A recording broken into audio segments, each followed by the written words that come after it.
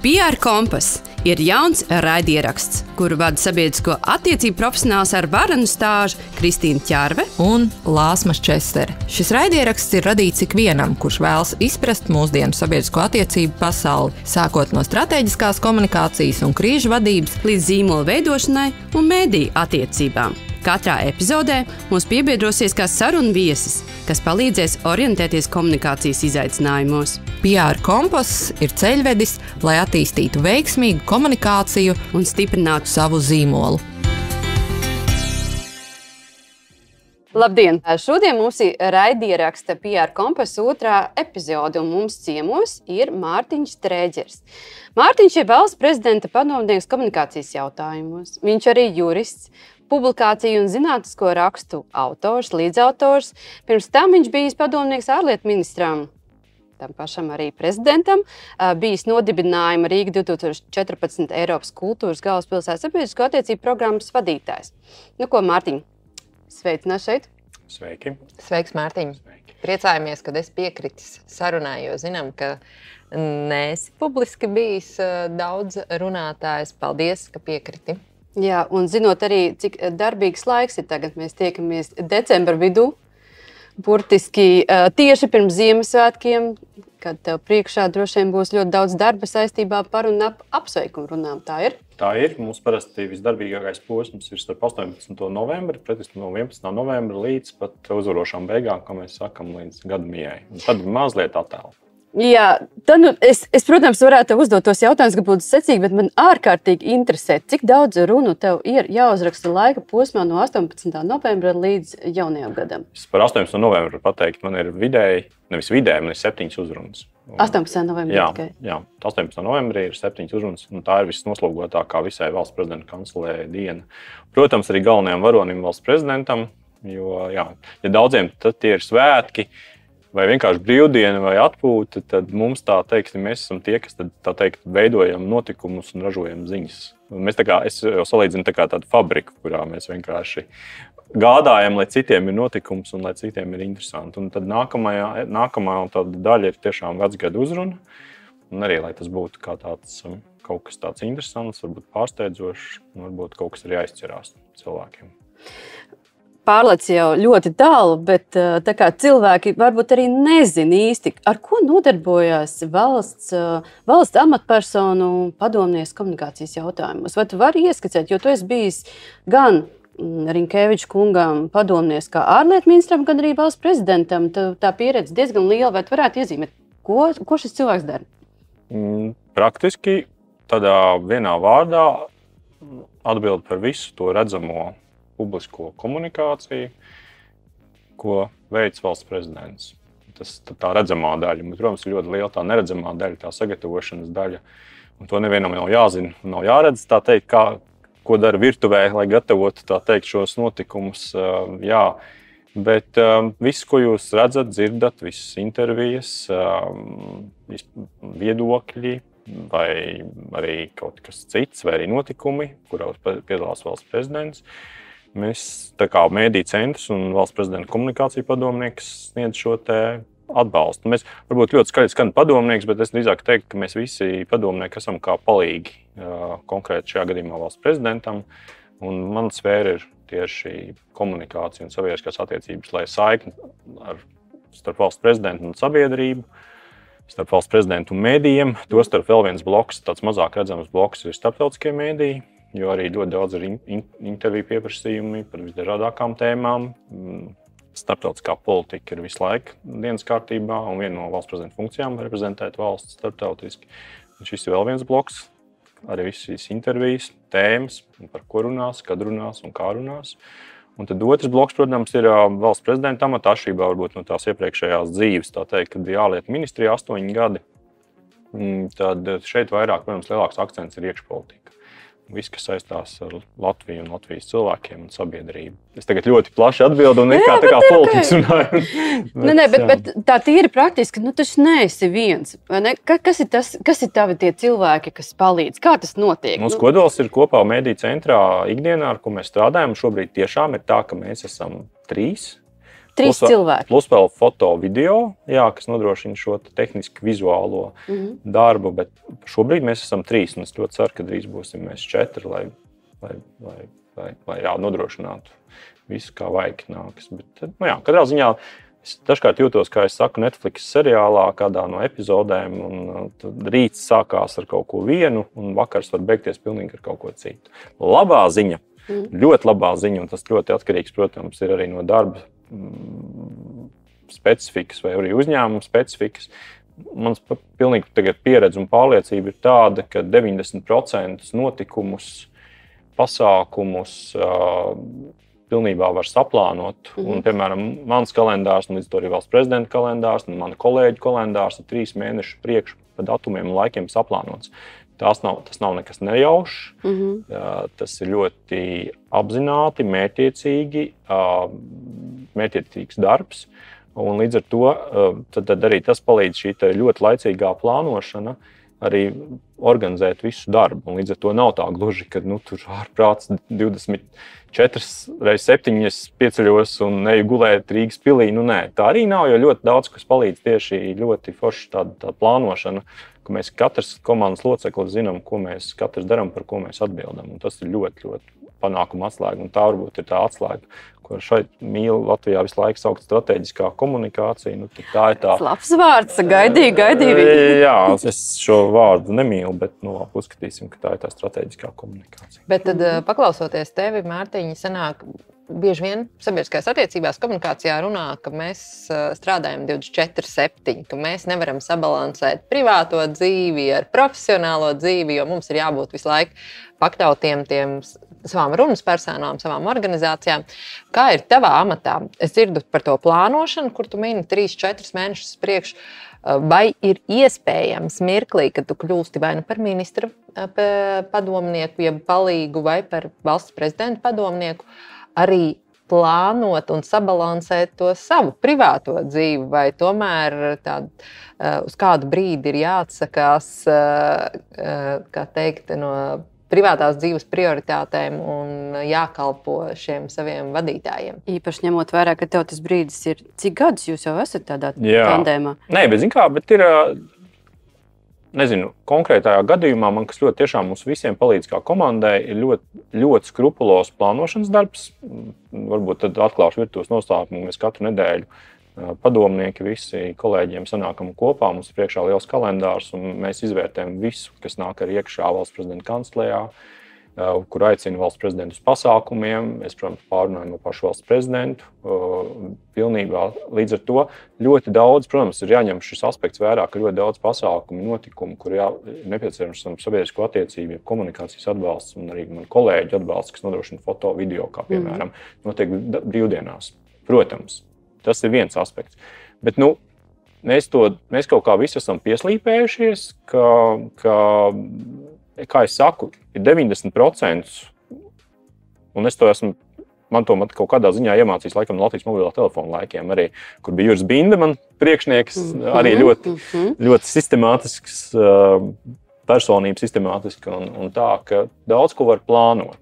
Un, ja tu vari to plānot, līdz ar to līdzsvaru jau pa gadiem var atrast starp privāto dzīvi un arī starp publisko darba dzīvi. Protams, ir darba specifika. Protams, tad, kad es teicu, piemēram, 18. novembris, ka visiem tā ir svētku diena vai brīvdiena, tā mums ir lielākā darba diena.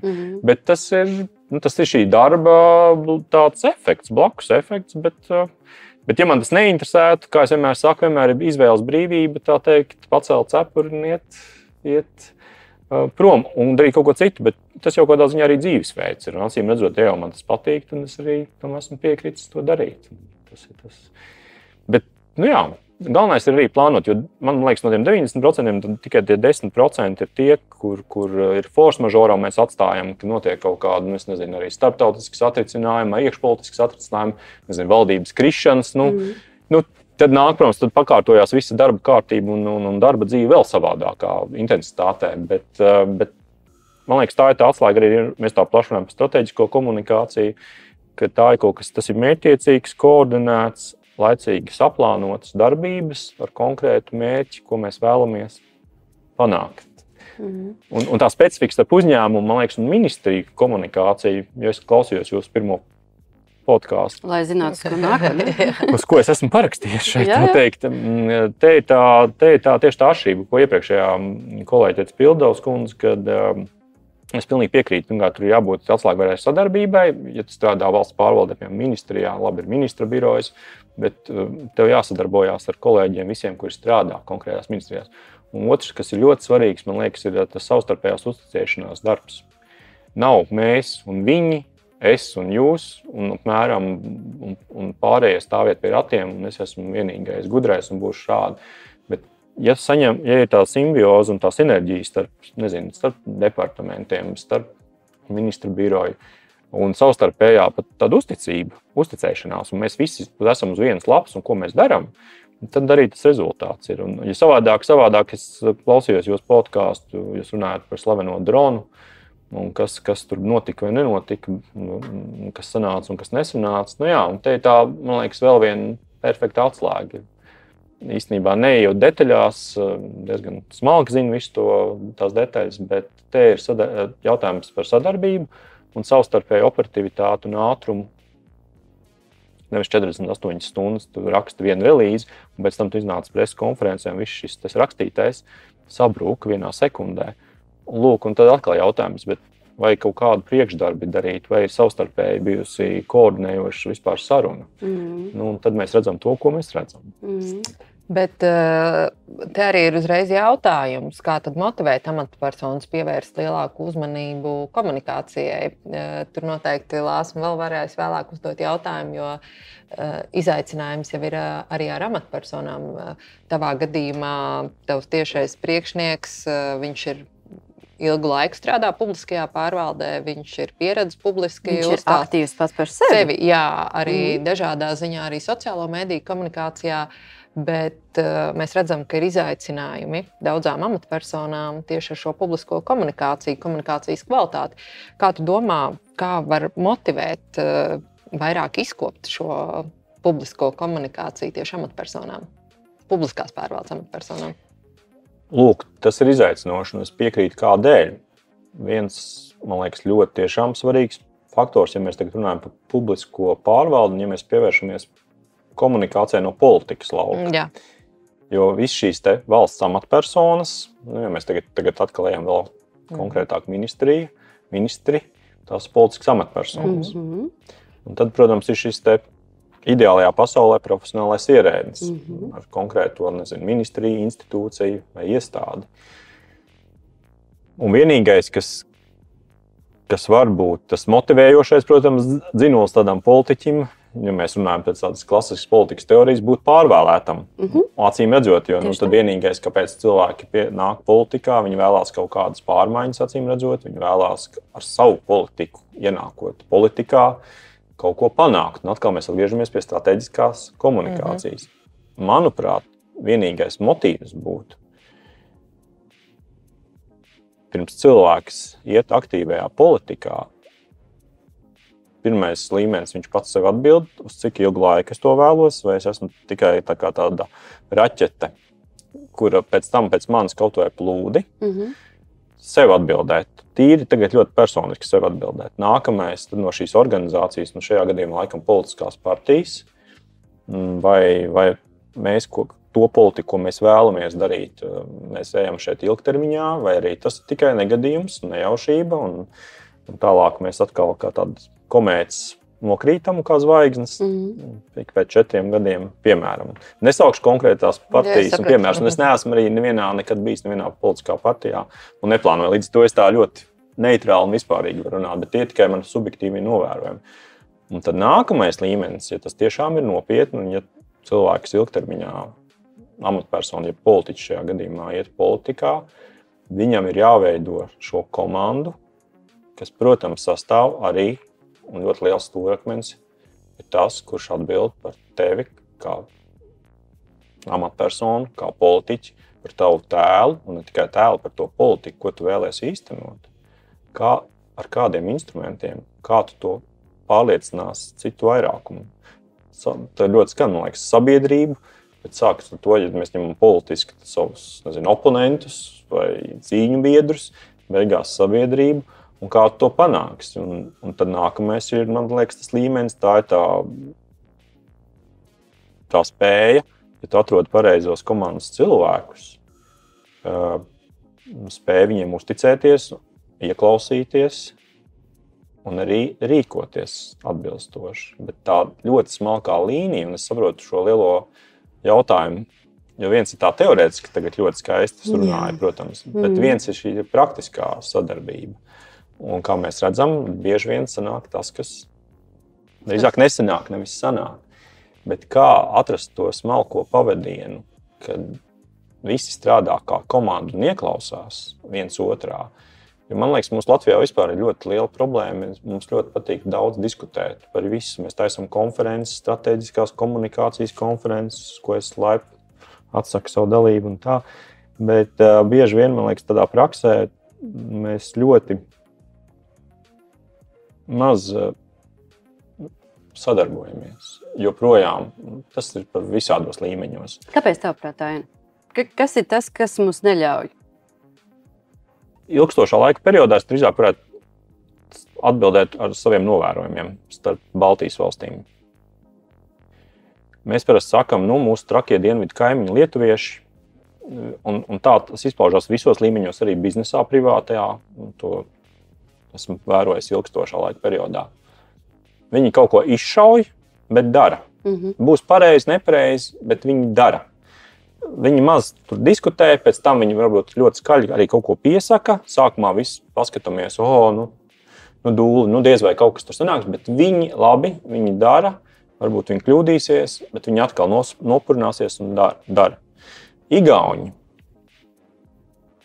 visās tikšanās reizēs, mēs sakam lēnie igauņi.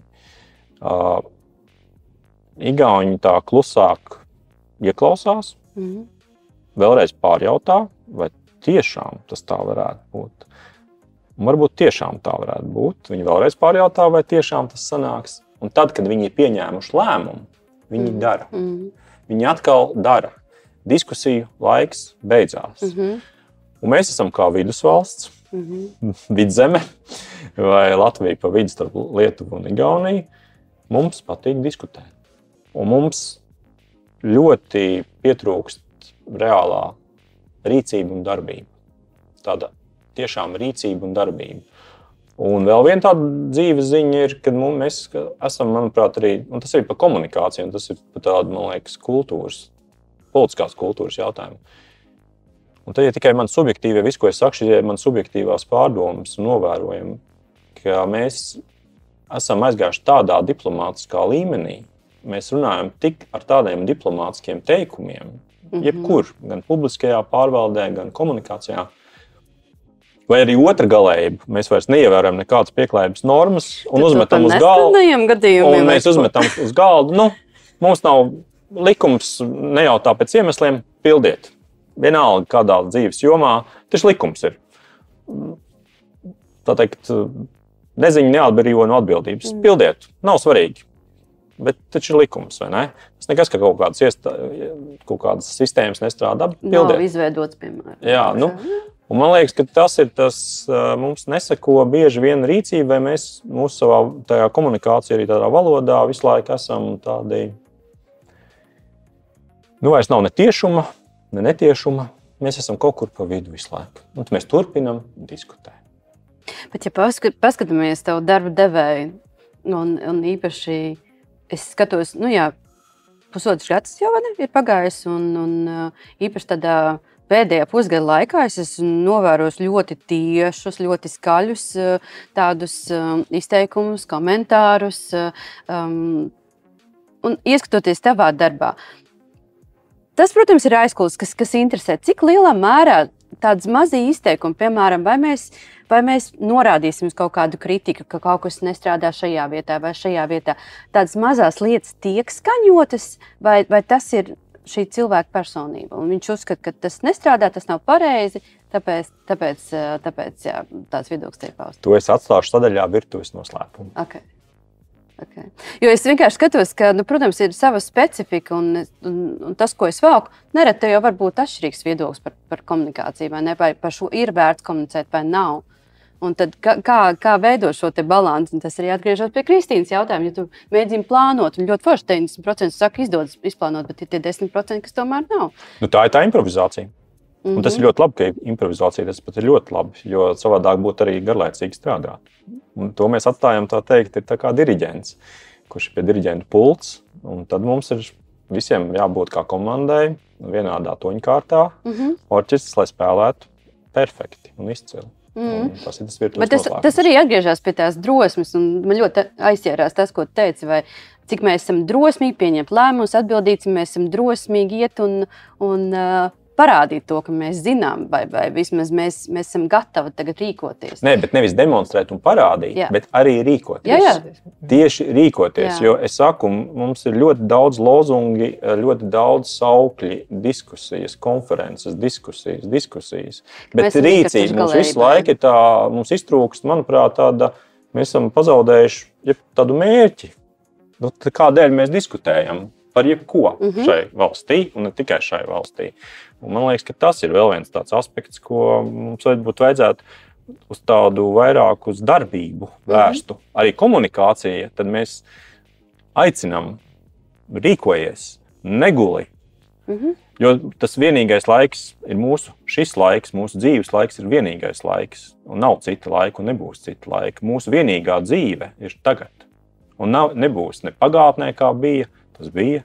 Un mēs nedarām kaut ko mīļā, miera labad. Mēs nedarām mūsu slavenā dzīves ziņas par spīti. Nē, mums nevajag nevienam dzīvot par spīti. Varbūt mēs par spīti kaut ko reāli izdarām. Mums nevajag iet pa straumi. Kā mēs varam piedzīvot, kad straumi var būt tik liela, ka mēs esam pasaules līmenī un filma Straume parāda tiešām, uz kurien Latvijā veidotā straume mūs var aizvest. Un var aizvest varbūt iespējams, un es ļoti ceru līdz Kinoakadēmijas balvai Oskars. Līdz ar to es tagad runāju tādās līdzībās, bet tas ir tas, kas, manuprāt, tādu kā piemēru, kā filmas Trauma, vajadzētu vēl vairāk daudzās citās jomās.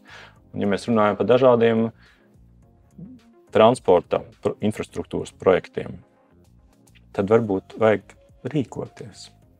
Kā tu domā, kā risināt situācijas, kad šo amatpersonu komunikācijas stils neatbilst sabiedrības vai mediju prasībām, kas arī ir bijis publiskajā telpā pēdējā laikā? Ko varētu darīt, ko varētu ieteikt viņu teiksim, vai padomniekiem? Jā, jo viedokļi mums ir bijuši radikāli. Nevar sastrādāties, tad vienkārši nestrādā šo cilvēku. Tāds arī tāds veids. Varbūt ļoti patosīgi skanēs un ļoti tā augsti vai skaļi, bet vismaz es tagad iziešu no savas prakses un no prakses tīri attiecībās ar mēdījiem un attiecībās beigās no tiem vēstījumiem, vienalga, kur strādājot, mēs cenšamies paust, kad visas šīs te attiecības un arī līdz to tā komunikācija balstās uz pilnībā tādu godīgumu. Jo kaut vai godīgi arī komunicēt.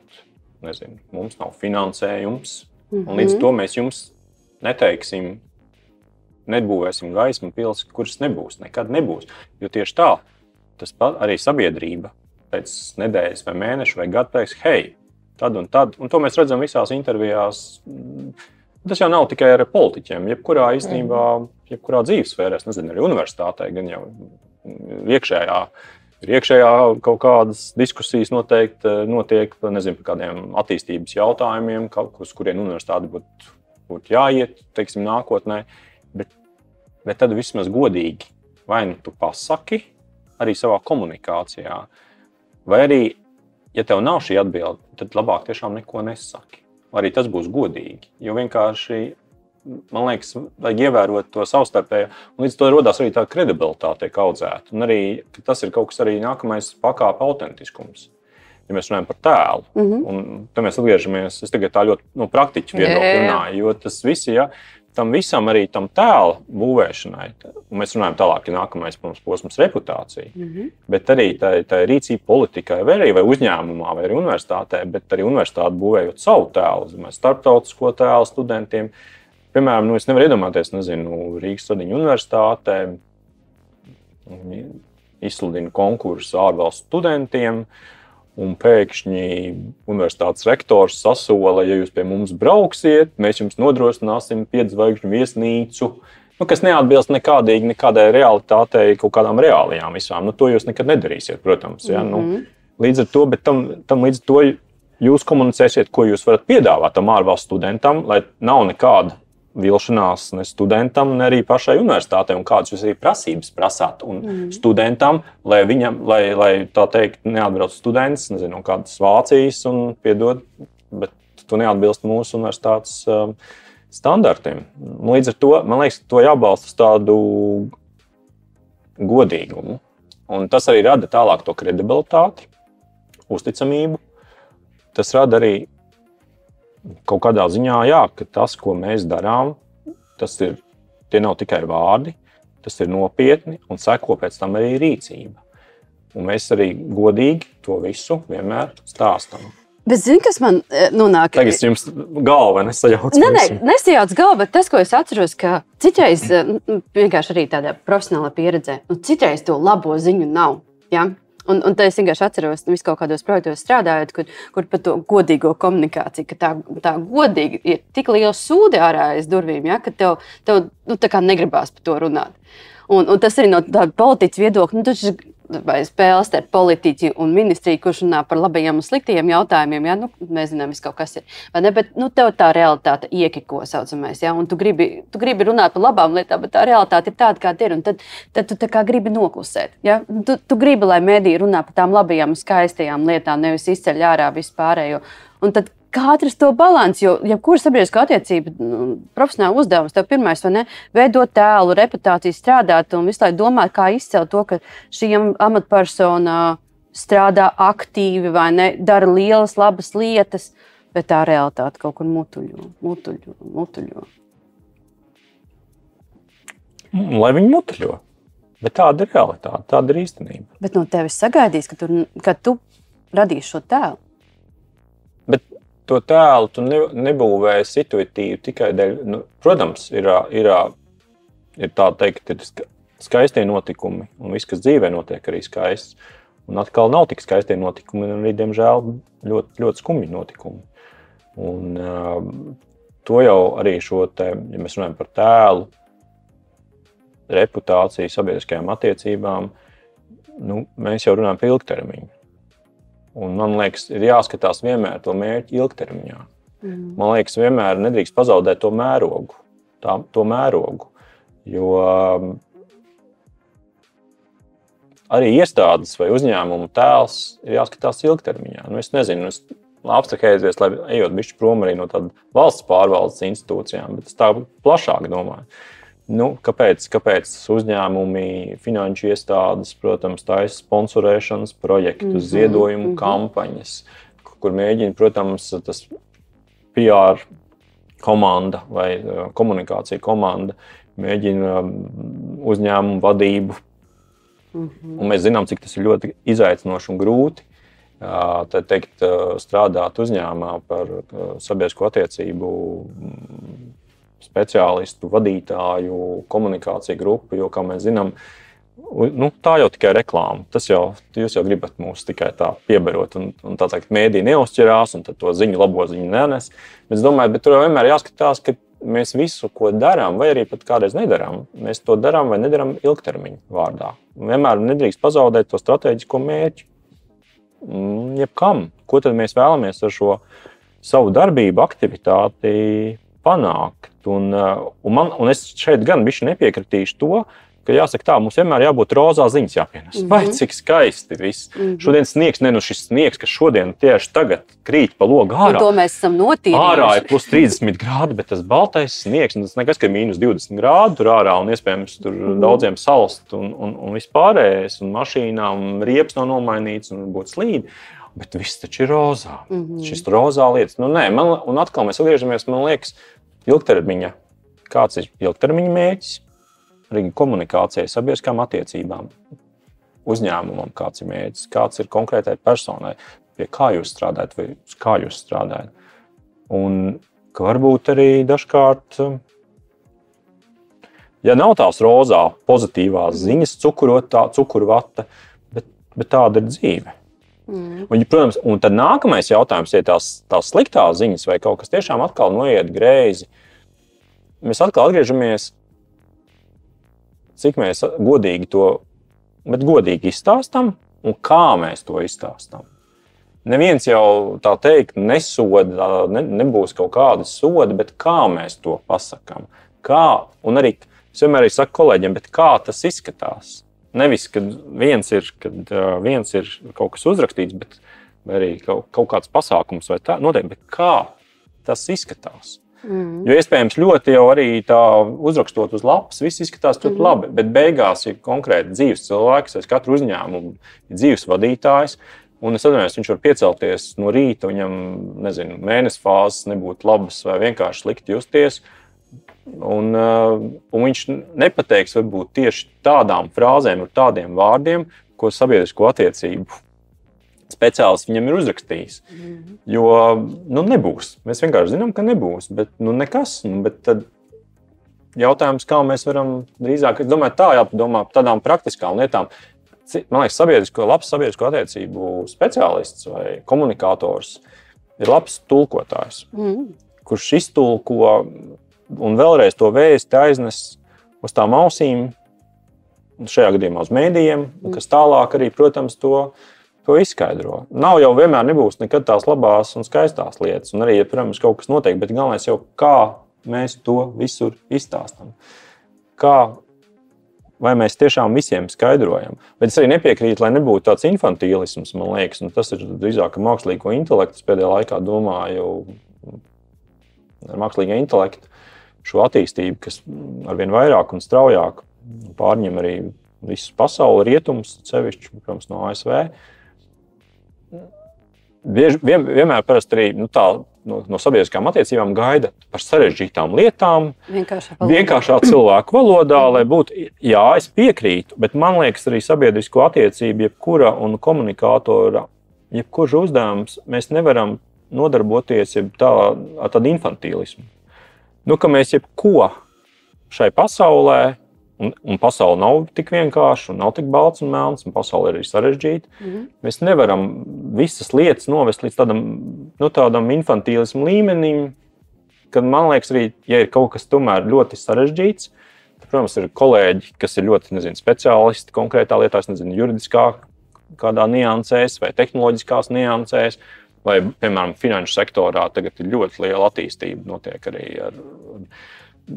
par akciju tirgiem, obligācijām, un tev nav visu jāzina, un nav visu jāpanes līdz tādam jau līmenim.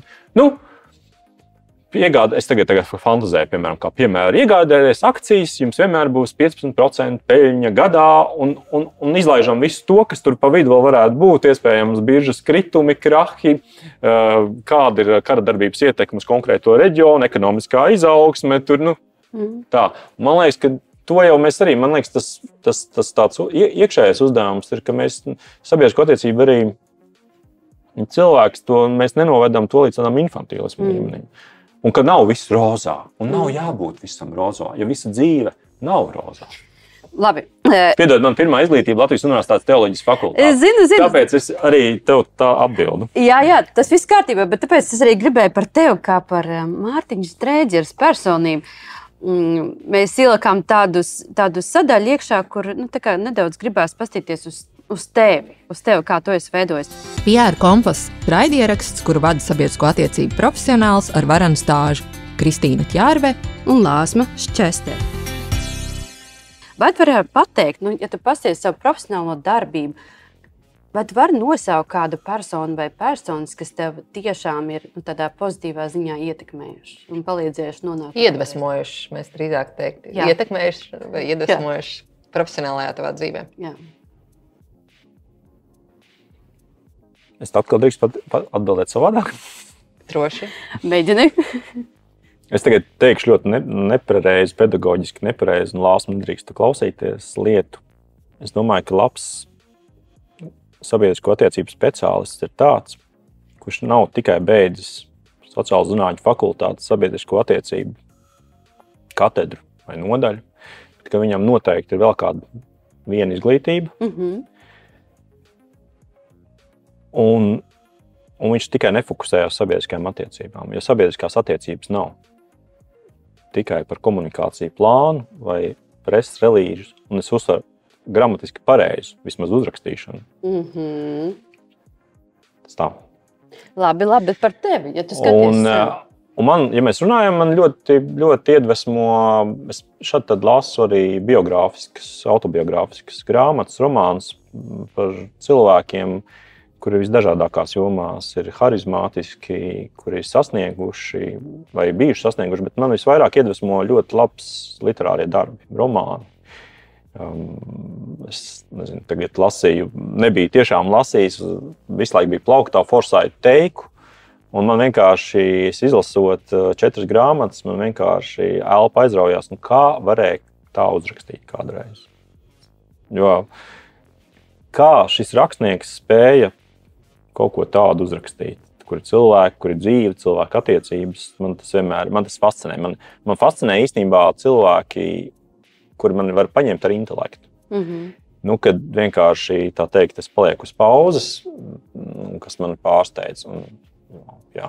Bet, lai es teiktu, tikai viens, kāda personība vai cilvēks, laikam nē, tad viss kaut kas, gan mūziķi, gan man ļoti patīk vizuālā mākslā, glezniecībā, un es varu, nezinu, pienāk pie kāda mākslas darba gleznas un tad vienkārši stāvēt ilgi un sap, kā tas mākslinieks kādreiz pirms 100 vai 50 gadiem ir stāvējis pie šī molberta, pie plika auduma un kā viņš ir šeit stāvējis kādreiz un iespējams šis mākslinieks vairs nav starp mums, bet viņš ir uzgleznojis kaut ko tik, varbūt pat neskaistu, bet kas rada tādas emocijas, kas man liek ilgi stāvēt ar atplastu muti, skatīties, un manī raisa citas emocijas. Un kā viņam tas ir sanācis. Bet es vienmēr šo unikumu domāju, ka kādreiz tas cilvēks, viņš vairs nav starp mums iespējams, bet viņš ir šeit stāvējis ar rotu un uzgleznojis. Un kā tas darbs vēl joprojām atbalsojās, tagad vienalga kādā pasaules muzejā, un joprojām mēs ejam, nezinu, pie Monet ūdens rozēm, un kā viņam tas ir sanācis, ka vienkārši stāvi un tā, vai Rotko kāda glezna, un tu īsti nesaproti. Lūk, tas man iedvesmo. Bet tas īstenībā es tev piekrītu. Es arī vienmēr uzsveru gan jaunajiem topošajiem komunikācijas profesionāļiem, ka ir jābūt daudz plašākam dzīves skatījumam, un es pat uzsveru, ka tev ir jāpārzina drēbi varbūt kādā citā nozarē, un komunikāciju tu piemācies klāt. Ja man būtu ietekme, es mudinātu sabiedriskās attiecības studēt tikai kā otro izglītību, klāt nākamo. Es saprotu, mēs strādājam augstskolās, bet tas būtu ļoti būtiski, ka paplašina to kontekstu. Es atļaušos jums jaunieši nepiekrist. Manuprāt, jāmācās mūža garumā. Nesaukšu, kura pirmā, otrā izglītība. Mēs visi runājam par mūža izglītību šobrīd. Mēs runājam par to, ka mēs sākam mācīties un mēs nekad nepārtraucam. Tas ir skaidrs. Mūža izglītībā ir liela loma, bet, tā kā tu teici, varbūt, ka mēs nepiekritīsim, Mārtiņš, tad es piekrītu šajā situācijā.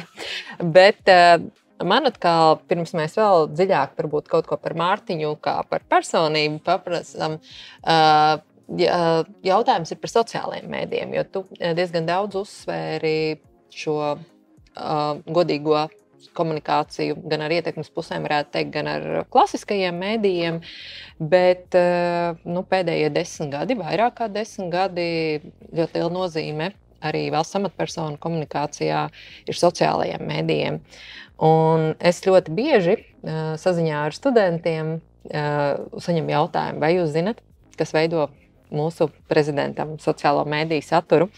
Es saprotu, ka tev ir tie virtuves noslēpumi, bet varbūt tu vari padalīties, kā tad ir, vai par 100% valsts prezidents veido savu saturu sociālo mēdīju komunikācijā, vai tur jūs dalat tās savas atbildības par to parādās, jo viņam ir ļoti laba humora izjūta, to ir novērojam visi. Var redzēt gan tādus, kā mēs sakām, caur jociņiem ierakstus un nopietnos ierakstus. Manuprāt, es diezgan labi esmu analizējis, skatījusies LinkedIn, ka viņš perfekti saprot, vai tur ir jāuzrunā Latvijas auditorija vai ārvalstu sadarbības partneri. Kā tad tur ir ar to sociālo mediju komunikāciju? Teiksim tā, ka to valsts prezidents arī teicis daudz kur intervijās, arī publiski. Savus sociālo mediju kontus valsts prezidents tur pats. Un lielākoties visus ierakstus veids valsts prezidents pats. Protams, un te mēs atkal runājam par daudzām sfērām. Tīri, kā saka, mums viss viena lieta kopīga šeit arī. Jebkur cilvēku pasaulē mums viss vieno 24 stundas diennaktī. Un, protams, lai cik mēs varbūt visi esam apdāvināti un visu zinām, pārzinām un sekojam, mēs nevaram visam izsekot līdzi. Un, protams, ir kaut kādas daļas, ja mēs runājam par starptautiskajām attiecībām, kur ir starpvalstu attiecības, kur ir jābūt kaut kādai ļoti arī no leksikas viedokļa, valodas izvēles viedokļa, ļoti precīzai valodai, mērķtiecīgai valodai, mēs runājam strateģisko komunikāciju, tad, protams, mēs kā komanda arī vēršam uzmanību un piedāvājam dažādas risinājumus. Es teikšu tā. Un arī mēs arī, ir kaut kādi ļoti Latvijai liela labi panākumi un tajā brīdī, tā teikt, ir vēl kāds pasākums. Protams, mēs tad arī, tā teikt, palīdzam. Bet viss kopumā, visus sociālos kontus, valsts prezidents pats menedžē, pats raksta. Ik pa laikam tāpēc arī kaut kas kļūdains, bet atkal tas ir ļoti autentisks un dabīgs, kā mēs sakām. Tas arī viņš ir cilvēks, nevis robots. Un tā, jā. Jo mums ir arī kolēģi, kuri strādājuši pie ministriem par padomniekiem, un es esmu runājis, ka kolēģi saka, tas ir tā dubultā, trīskāršā atbildība izveidot, iedot ministram to ierakstu, ko ielikt sociālajos medijos, lai tur nebūtu neviena kļūda. Tu pasaki šeit cilvēciski, autentiski, bet tā ir mirklī, tad, kad citi domā vairāk par to saturu, ko ieliks ministrs, tad viņiem ir lielāks stress, izrādās, nekā, ja tu pats cilvēciski liktu to saturu. Tu pareizi tieši to pateici, bet tas kā rada, tad redz, un to pat var, man liekas, to jau jūs esat noteikti gan jau studenti arī pētījuši, dažādas politiķas sociālos kontus, respektīvi, vai, ka tu gramatiski, un mēs runājam pirms tam par politkorektumu, par ļoti diplomātisko valodu, vai pārāk politkorekta, noslīpēta katra frāze. Teiksim, ja mēs tagad runājam tā ļoti piezemēta, tā teikt, kas rada tur vairākus laikus, retvītus, piemēram, platformā X vai citās platformās, to jau jūt cilvēki, vai tas ir autentiski. Un atkal, vai tas ir godīgi, vai aiz tā tomēr veseli tur.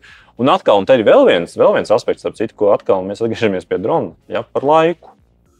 Piedodiet, visu cieņu arī visām sabiedrisko attiecību nodaļām, komandām, atbalstam un tam līdzīgi. Kamēr es pat tīri praktiski domāju, kamēr tur saskaņo, cirkulē, iespējams jau atkal tas dārgais laiks, kas mūsdienu sociālo mediju laikam tā ir ļoti no svārā, un tā teikt, ka tas jau tiek arī zūd. Bet vienlaikus attaisnojot arī ļoti daudz citu institūciju un visā pasaulē iestāžu darbus.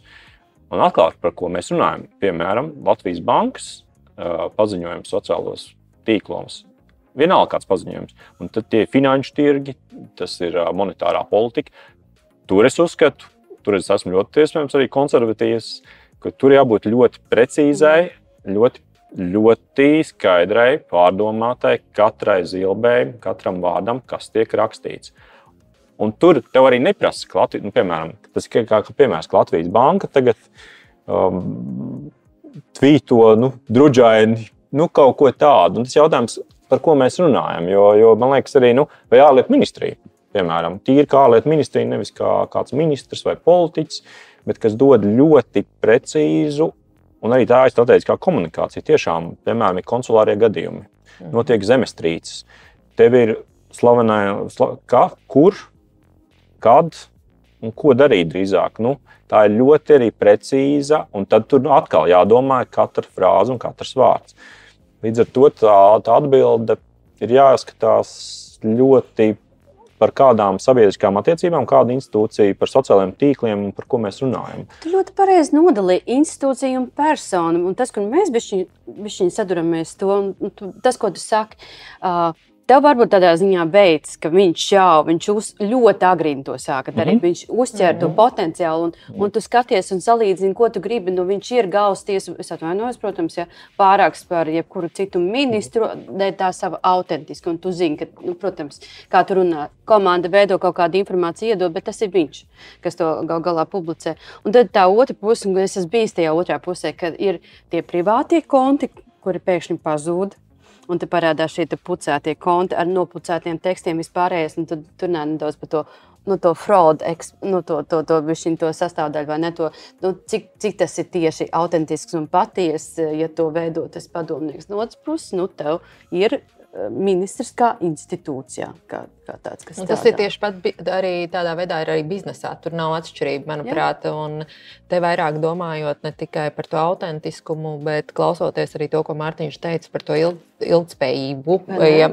Vai tev ir skaidrs tas tavs mērķis, vai tu gribi, lai kāds visu laiku tavā vietā runā, vai tomēr tu esi gatavs būt autentisks un runāt saviem vārdiem vai savā īsākajā vai garākajā teikumā. Es tā domāju. Jā, bet tas ir īstenībā interesants jautājums. Tagad tiešām aizdomājos, tagad aktuāls, piemēram, Latvijas Bankas prezidenta amats, bet tiešām paņemsim kādas finanšu institūcijas, bankas, komercbankas, jebkura komercbanka. Tur ir tiešām, ja es strādātu komercbankā, komunikācijas departamentā, viens ir šīs mārketinga aktivitātes, kāda produkta izgaismošana, palaišana, bet otrs tomēr vienalga. Kā mēs zinām, finanšu tirgi un vispār finanšu institūcijas arī tā ir katram vārdam jābūt ļoti pārdomātam, jo tas ļoti var ietekmēt jebko. Sākot, mēs ik pa laikam katrs kā klients gan jau saskaramies, kad internetbankas ir pārāvumi, un atkal cik ātri, ko banka un kā viņi rēģē, vai tad, kad notiek kaut vai arī parasti nakts darbi banku sistēmās, kas ir normāli, bet arī cik visi tiek apziņoti, tev internetbankā pienāk ziņa, iespējams, tev ir īziņa atnāk, tev sociālos mēdījos, un tur šī komunikācija un tas stils, tam es vienmēr, vismaz iekšēji sev arī sagaidītu, ka tas ir ļoti ieturēts, savs, bet ļoti, ļoti konkrēts. Lai man atkal ir uzticamība, kredibilitāte, to, ko es saku, man nav jāuztraucās, internetbanka nebūs pieejama no 3 naktī, līdz 5 rītā, tāpēc, kad ir tehniskie darbi. Un tur es negribētu, ja godīgi, vienalga no jebkuras komercbankas sagaidīt tādu no strālalā stilu. Čaviņā? Jā, nē, man tieši tā, man kā klientam, man tā, kā saka, nauda mīl klusumu un mieru. Es arī sagaidītu ļoti nosvērtu komunikāciju. Un arī sabiedriskās attiecības, tā teikt. Bet tad paturpinot šeit to tavu tagadējo domu, tomēr tā sabiedrisko attiecību konteksts ir atkarīgs no organizācijas, kur tu pārstāvi.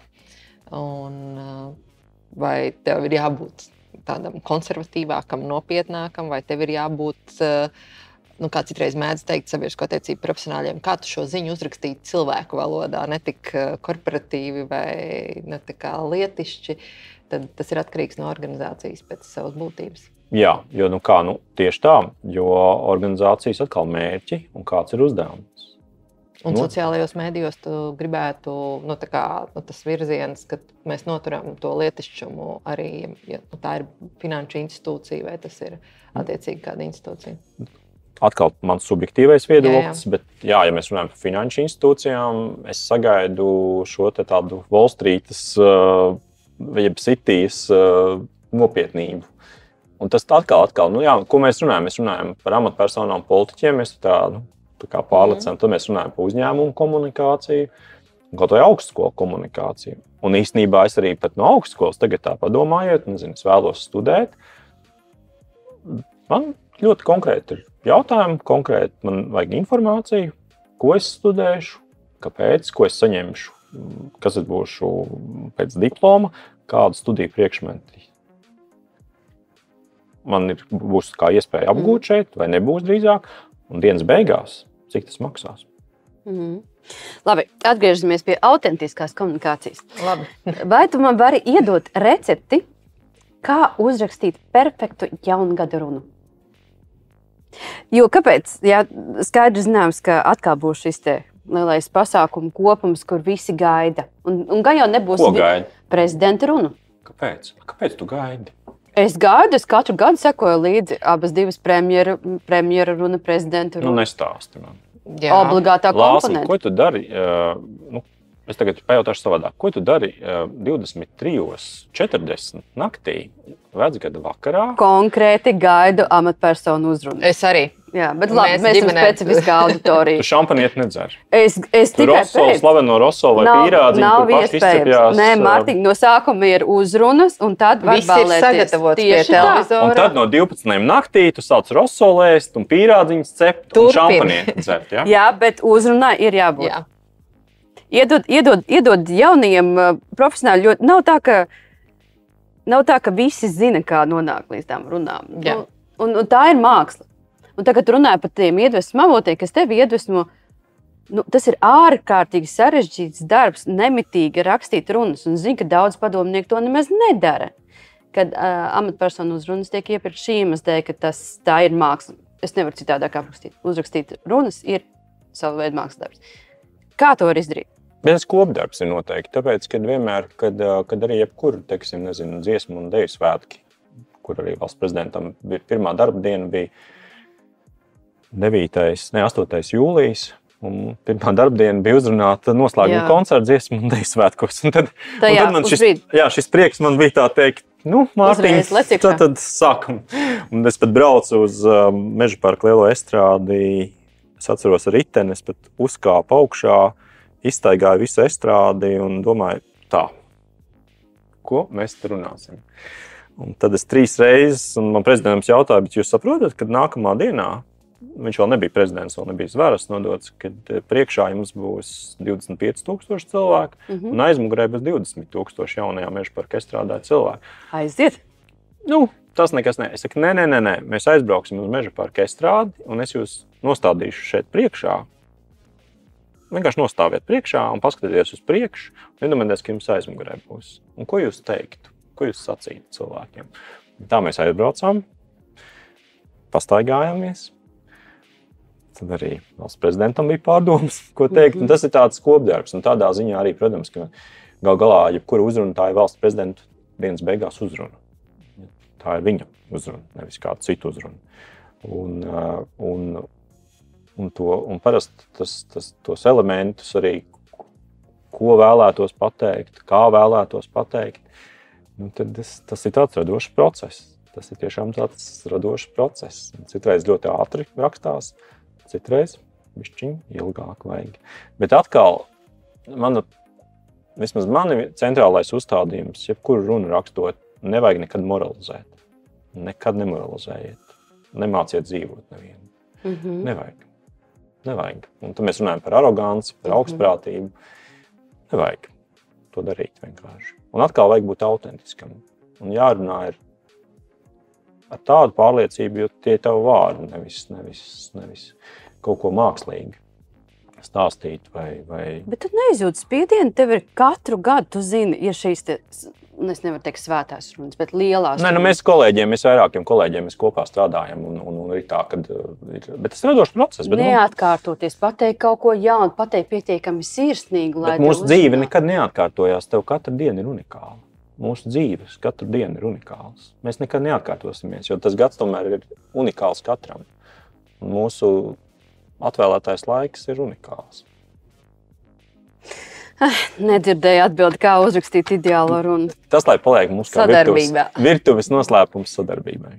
Jo es sadzirdēju tomēr to kontekstu, ka Mārtiņš aprunājas ar savu vadītāju, kas arī ir ļoti būtiski, jo savā laikā man strādāja, tad, kad es sāku strādāt sabiedriskās attiecībās pirms vairāk kā 20 gadiem, daudz kas tapa manā galvā, bet ar laiku es ilgāk strādājot nozarē, tomēr gāju pie saviem tiešajiem vadītājiem un teicu tieši arī tā, iedod vismaz 3 punktus, un tad es no tā radīšu.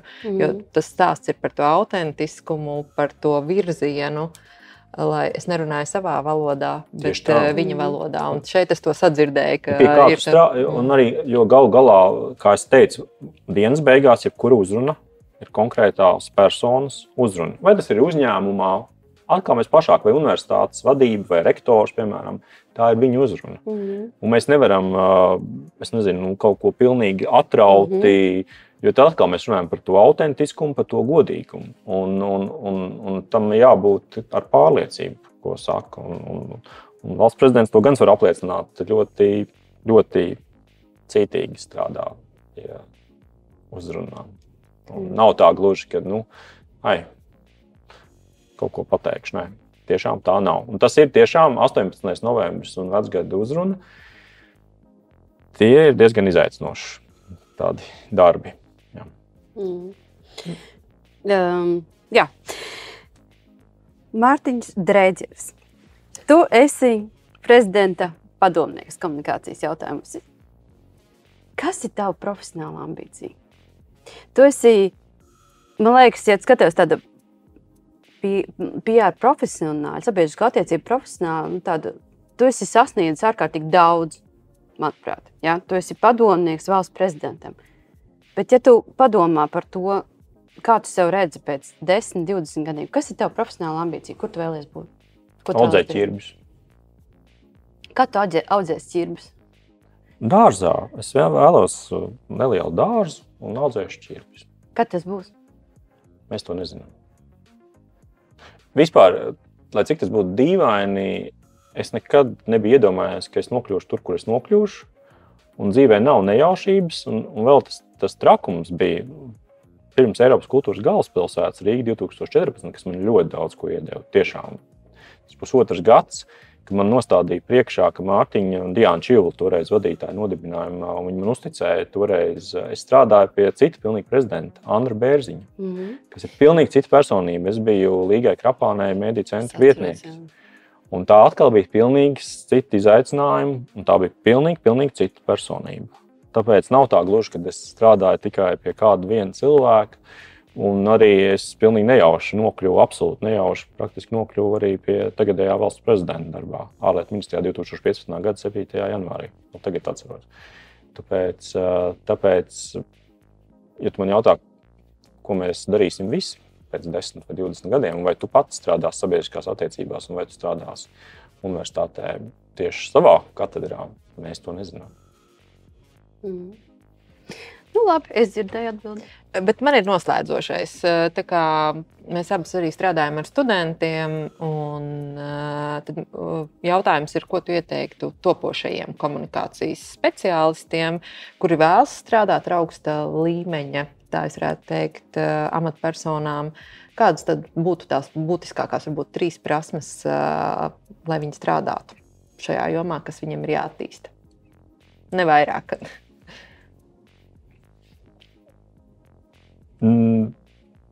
Visu laiku paplašināt redzesloku.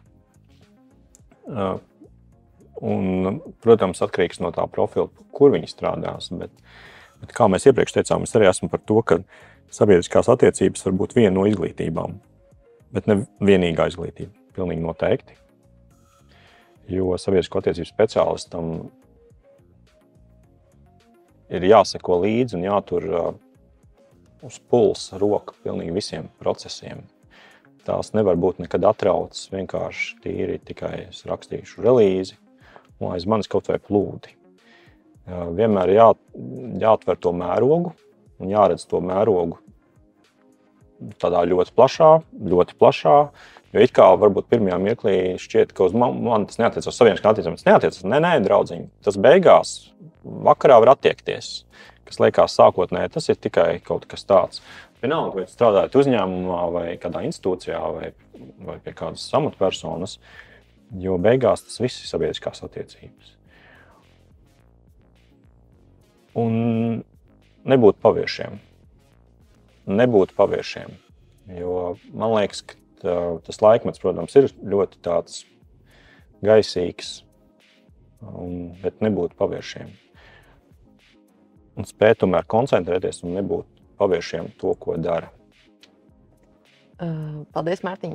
Vēl klāt visam es tomēr pieliktu tad arī no tās tavas runas šodien tomēr par plānošanu, vēl vienreiz plānošana, stratēģiski uz to skatīties, jo tas ir jauniešiem izaicinājums, ar ko saskaramies ikdienā, iemācīties, paskatīties ne tikai to, ko es šodien darīšu, bet ko es darīšu mēneša, 2 mēnešu, 3 mēnešu kontekstā.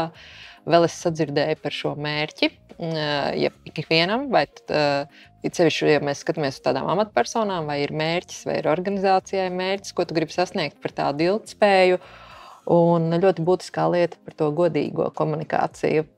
Godīgums it visā, un noteikti arī tad, tas ir attiecībās arī varbūt ar tev tieši tavējo vadītāju, lai nodrošinātu šo kvalitatīvo komunikācijas procesu. Un vēl kas, es tikko man arī ienāca prātā vēl viena doma, kas ir, un šim laikmetam ir īpaši svarīga, un arī man pašam, man liekas, ka ir pacietība. Un tas atkal par to ilgtermiņa mērķi, jo es saku, nevar būt vienmēr labās un skaistās un saulainās dienas, ir arī dažkārt tumšās un lietainās dienas. Vienmēr paturēt prātā to mērķi un pacietīgi. Ja dažkārt varbūt var nesanākt, var kļūdīties, var pakrist, bet jāpieceļās, bet pacietīgi to darīt.